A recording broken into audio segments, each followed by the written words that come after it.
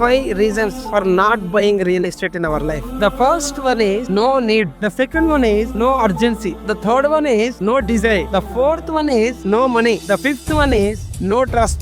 So ఈ 5 reasons తోటి real estate లో ఇన్వెస్ట్మెంట్ చేస్తానికి చాలా మంది వెనుకడికి వేస్తున్నారు. So first biggest reason is నాకు ఇప్పుడేం ప్లాట్ అవసరం లేదు, మా అబ్బాయి బిజినెస్ కి ఏం అవసరం లేదు, మా పిల్లలు చాలా చిన్న పిల్లలు, మా అమ్మాయి మ్యారేజ్ ఏం చేయం. సో మీకు అవసరం లేదని ఈ రోజు అనిపిస్తే మీ పేరెంట్స్ కొంటే బాగుండు అని కూడా మీకు అనిపించిన సందర్భం ఉండే ఉంటది కదా. So this is not for you, this is all about your future. It's a mandatory investment in your life. The second one is no urgency. Yes, మీకు అర్జెన్సీ లేకపోవచ్చు, కానీ నెక్స్ట్ ఇయర్ కి మీరు ఏదైతే చూసిన ప్రాపర్టీ ప్రైస్ పెరిగినప్పుడు మీరు happy కూడా కలుగుతారా. What is the right time to buy real estate అని మీ లైఫ్ లో అని అడిగినప్పుడు they always said us 5 years back was the right time to invest. So మరి ఇప్పుడు ఇన్వెస్ట్ చేస్తే నెక్స్ట్ 5 years కాకుండా ఉంటుందా? So please do think about it. Third reason is no design.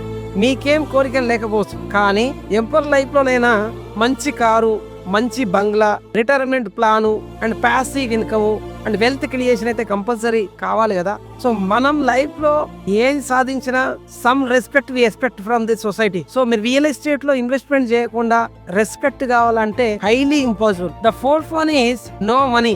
మనం చేసే ప్రతి బిజినెస్ 100% మనీ ఫండింగ్ పెట్టుకుని ఎవ్వరం చేయి. మీరు ఇల్లు కట్టినా లోన్ తీసుకుంటారు, కారు కొన్నా లోన్ తీసుకుంటారు, ఫోన్ కొన్నా లోన్ తీసుకుంటారు, ఇంట్లో గ్యాడ్జెట్స్ కావాలన్నా, రెఫ్రిజిరేటర్, టీవీ కావాలన్నా లోన్ తీసుకుంటున్నప్పుడు మరి బ్యాంక్స్ ఫండింగ్ చేస్తాను రెడీగా ఉన్నప్పుడు ఇన్వెస్ట్ చేయడానికి ప్రాబ్లం ఏంటి?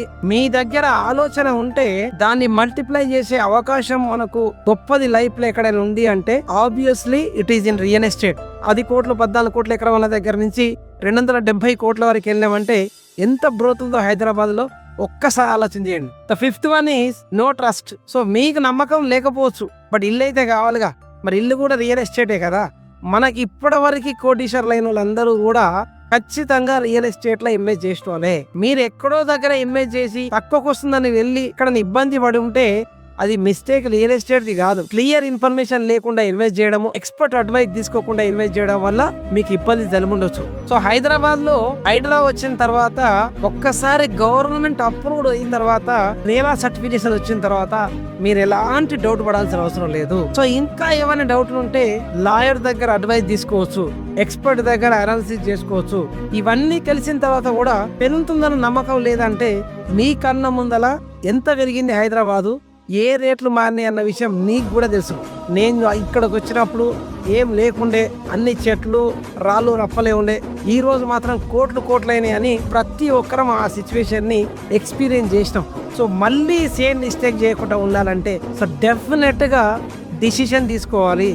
ఈ రోజే రియల్ ఎస్టేట్ లో ఇన్వెస్ట్మెంట్ చేయండి, మీ బంగారు భవిష్యత్తుని నిర్మించుకోండి. Good luck.